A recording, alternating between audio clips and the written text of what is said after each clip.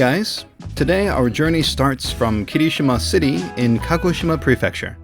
This city's pretty close to the border of Miyazaki Prefecture, but before we head there, I wanted to show you guys something. Kirishima is famous for its hot springs, and I thought you might like to see what they look like at this hotel I stayed at last night before we go.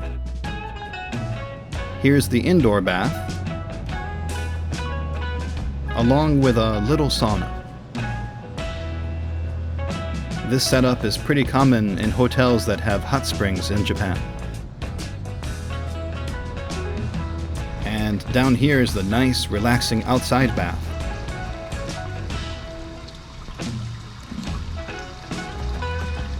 Not a bad place to melt away your stress. Alright, it's time to move. Let's check out Miyazaki.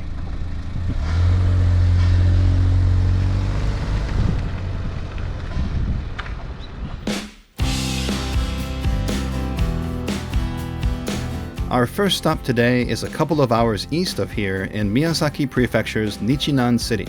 There we'll check out a famous shrine that's next to the sea.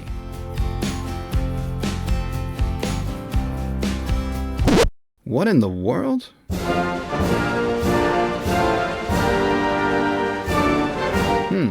South Hill Horse Stable. If I had more time, I'd stop and check this place out. Maybe they'd give me a discount for being American. There's a legend about the shrine we're heading to today. In this legend, a goddess of the sea gave birth to a boy called Yamasachihiko in the same spot where the shrine now sits. Japan's legendary first emperor, Emperor Jinmu, is thought to be Yamasachihiko's son or grandson, depending on which information you check. But anyways, a descendant in some way.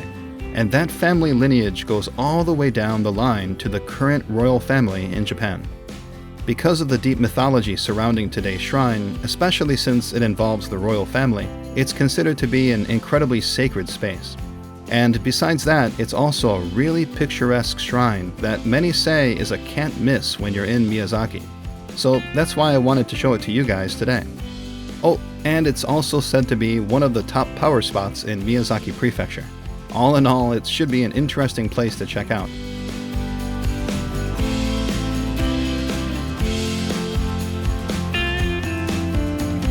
On a completely different note, mangoes are famous in this area, so I made sure to pick up some dried mangoes at a rest stop on the way to give myself some energy for today's drive. It doesn't get much better than this. That's good.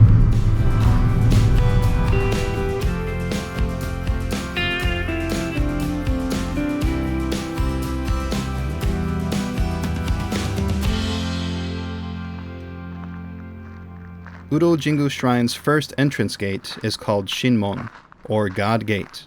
It lets you know that beyond this gate is the realm of the gods. The next gate coming up is called Romon Gate. If you look in the middle, you'll notice there's a painting of a tiger. This painting changes depending on what animal year it is according to the Chinese zodiac.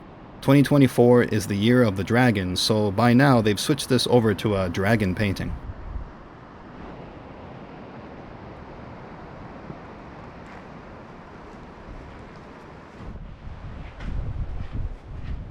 Continuing along this path will eventually lead us to some steps, and with them, a beautiful view.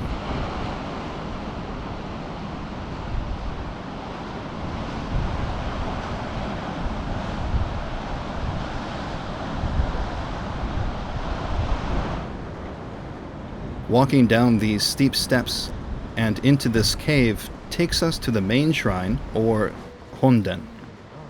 It's incredibly rare in Japan for shrines to be located inside a cave, and Udo Jingu is definitely one of the more famous ones to have this unique layout. Praying at this particular shrine is supposed to bring you good fortune when it comes to childbirth, a happy marriage, matchmaking, and safety at sea. Farther inside this cave is this rabbit statue called the Nade Usagi, or padding rabbit. This rabbit is a servant to the gods here at Udo Jingu Shrine, and it's believed that patting or rubbing it will bring you good fortune and cure any illnesses you may have. It's also a symbol of fertility. Back even farther inside the cave are these two rocks along the wall that are called Ochichi Iwa, or breast rocks. They're said to be from the sea goddess who gave birth here. She left them here so that her son would grow strong drinking the water from them and also remember her love for him. Members of this shrine take the water that drips down from these breast-shaped rocks and use it to make a sweet candy called Ochichi Ame, or breast candy. Eating this breast candy is supposed to bring good fortune in pregnancy, and for mothers it's said to improve the production of their breast milk. Since we're here, we might as well get some for the road, I guess. There's a large rock just outside the main shrine entrance called Kame Iwa, or Turtle Rock. It's believed that the sea goddess rode this here when it used to be an actual turtle back in the day. These clay balls are called undama, or lucky ball. According to this shrine, men have to throw these clay balls one at a time with their left hand, and women with their right hand inside the pooled water at the center of the rope circle on Turtle Rock. If you make a wish before throwing the clay ball and it lands in that pooled water, then your wish will come true. That's it. Whoa! Way off. Way off. Oh! I hit the rope.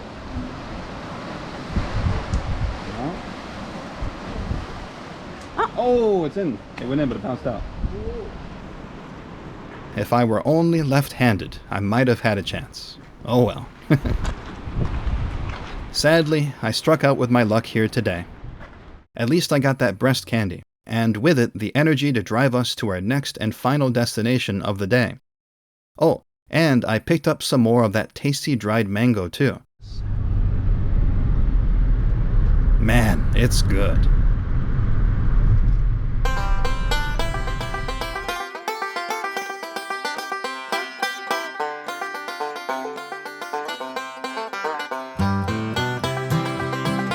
There's another breathtaking place about 2.5 hours from here in the northern part of Miyazaki Prefecture called Takachiho Gorge. According to many, it's another must-see in this beautiful prefecture. Besides mangoes and breast candy, Miyazaki is also famous for a dish called chicken nanban. This dish consists of marinated deep-fried chicken dipped in tartar sauce. I didn't have enough time on today's drive to stop and eat it at a proper restaurant, so I instead got it in a sandwich form at a rest stop on the way. It really hit the spot. Our last stop of the day is another place that's rich in ancient Japanese mythology. There's a collection of myths in Japan known as Kojiki. In one of these stories, there's the sun goddess, Amaterasu, who hid in a cave in the Takachiho area, which is where we're going to now. She was eventually lured back out of the cave, and when that happened, light returned to the world. That's just one of the many myths that originated from the Takachiho town area.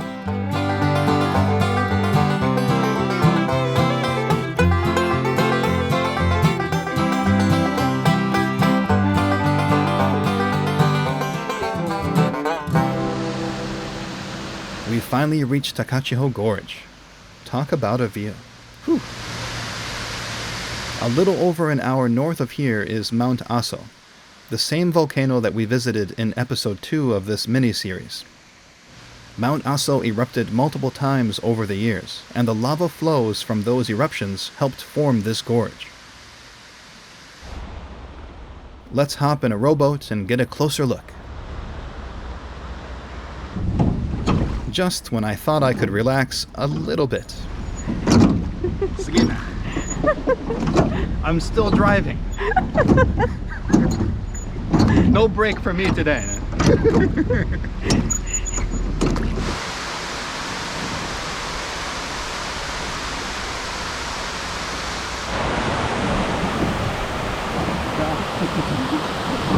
This waterfall is called Manai Falls, and it's 17 meters high.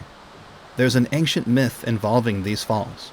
There was a god called Ame no Murakumo no Mikoto. Whew, say that 10 times fast. Anyway, When he came to this area, he noticed there wasn't a water source of any kind here. So he ascended to the heavens and moved the seed of water to this place to make one. That water source eventually led to the creation of this waterfall.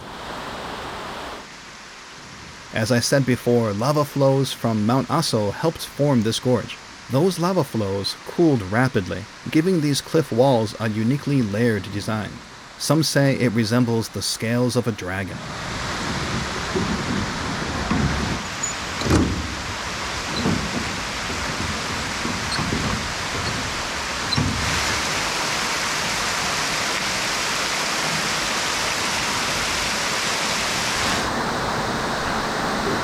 This water has a deep turquoise look to it.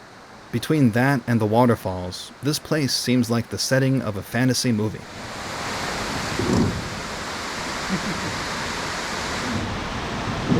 Takachiho Gorge consists of so much beauty and mythology. It's definitely a special place. I'm glad I could show it to you guys today. Well, I hope you enjoyed your tour of Miyazaki Prefecture with its magnificent views and deep mythology. I'll see you guys in the next episode, where we'll take a lengthy bullet train ride from Tokyo back here to Kyushu and see the city of Fukuoka in Fukuoka Prefecture. We'll try some famous roadside ramen and see some of the city's night views.